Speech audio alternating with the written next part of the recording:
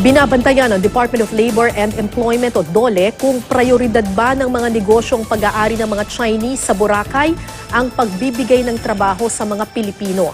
Pero aminado si Labor Secretary Silvestre Bello, hirap silang bantayan ang mga establishmento dahil kulang sila sa labor inspectors. Bukod sa Boracay ay naka-red alert din sila sa pagbabantay sa Philippine Offshore Gaming Operations o POGO. Hinikayat naman ni Bello ang mga mamamayan na iulat sa kanila sakaling makitang may mga trabahong ibinibigay sa mga dayuhan pero kaya naman ng mga Pilipino.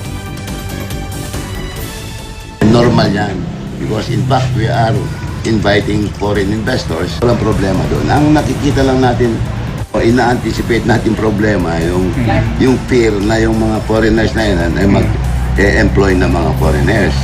Which we will not allow.